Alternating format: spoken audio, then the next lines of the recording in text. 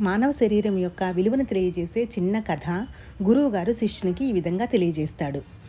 ఓ గురువు అటవీ ప్రాంతంలోని మారుమూల ఉన్న చిన్న చిన్న గ్రామాలకు వెళ్ళి సత్సంగం చేస్తూ ఉండేవారు. ఆయనతో పాటు శిష్య బృందం కూడా వెళ్తూ ఉంటుంది. వారందరూ కొండలు, గుట్టలు, సెలయేర్లు దాటి వెళ్తూ ఉంటారు. దారిలో ఓ శిష్యుడు గురువుని ఎప్పుడూ ఆనందంగా ఉండాలంటే ఎలా అని అడుగుతాడు. అప్పుడు గురువుగారు, మానవ శరీరము దేవుడిచ్చిన ఒకే ఒక అవకాశం, మరలా రమ్మంటే రాదు, అందుకని దాని విలువ తెలుసుకొని క్షణక్షణం ఆనందంగా జీవించాలి అంటాడు. అప్పుడు శిష్యుడు, అదెలా సాధ్యమవుతుంది గురువుగారు అని అడుగుతాడు. ఇంతలో దూరంగా కొందరు మహిళలు పొయ్యి పైన నీళ్లు కాగిస్తూ కనిపించారు గురువుగారికి. శిష్యుడిని అక్కడే కొద్దిసేపు ఆగమని చెప్పాడు. ఆ కట్టెలు కాలే వాసన పీల్చి కాలుతున్నదేదో చెప్పమని అడుగుతారు. వాసన పీల్చిన శిష్యుడు ఆశ్చర్యపోతాడు. తను గమనించింది వాస్తవమా కాదా అని 1-2 సార్లు సరిచేసుకుంటాడు. తను చూస్తున్నది ముమ్మాటికి నిజమేనని అర్థమవుతుంది. అక్కడ కాలుతున్నది చందనం కట్టెలు. అయ్యో, ఎందుకలా చేస్తున్నారు? ఎంతో విలువైన చందనం కొయ్యలను వంట చెరుకుగా వాడడమేమిటి అని మనసులో అనుకున్నాడు. వీరు భర్తలకు తెలియకుండా పొరపాటుగా అలా చేస్తున్నారేమోనని అనుమానమేసింది. జాగ్రత్తగా గమనించిన అతడికి మరింత ఆశ్చర్యం కలిగింది. అది ఏమిటంటే, ఆ మహిళలకు కొద్ది దూరంలోనే వారి భర్తలు చందనం కొయ్యలను కత్తితో నరికి పొయ్యిలో పెట్టడానికి అనువుగా కట్టెలు చీల్చి ఇస్తున్నారు.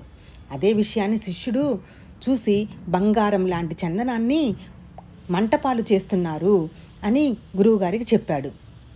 దానికి గురువుగారు నవ్వి, చందనం కొయ్యల విలువ, వాటి ప్రత్యేకత వారికి తెలియదు, అందుకే వారు వాటిని పొయ్యిలో పెట్టి తగలబెట్టేస్తున్నారు. వారి కళ్ళకు అవి మామూలు కట్టెలుగానే కనిపిస్తున్నాయి.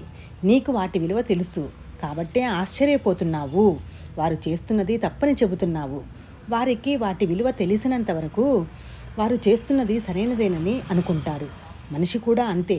జీవితం విలువ తెలుసుకోలేక లేనిపోని పట్టింపులు, అహము, అసూయ, ద్వేషాలు, కోపము, ప్రతీకారము, ప్రపంచాన్ని మార్చాలనే ప్రయత్నము, ఇలాంటి వాటితో ఎంతో కాలం వృధా చేస్తూ ఉన్నాడు.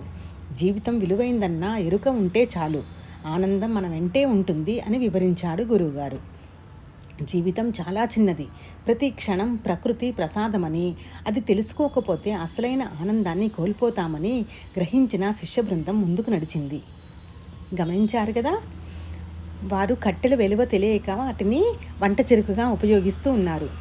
మనము మానవ జన్మ ఎత్తాం కాబట్టి మన మానవ జన్మ విలువ తెలుసుకొని మనము భగవత్ సేవకు, ఆధ్యాత్మిక చింతనకు కూడా కొంత సమయాన్ని కేటాయించాలని, మనకు భగవంతుడు ఆ సంకల్పాన్ని ఇవ్వాలని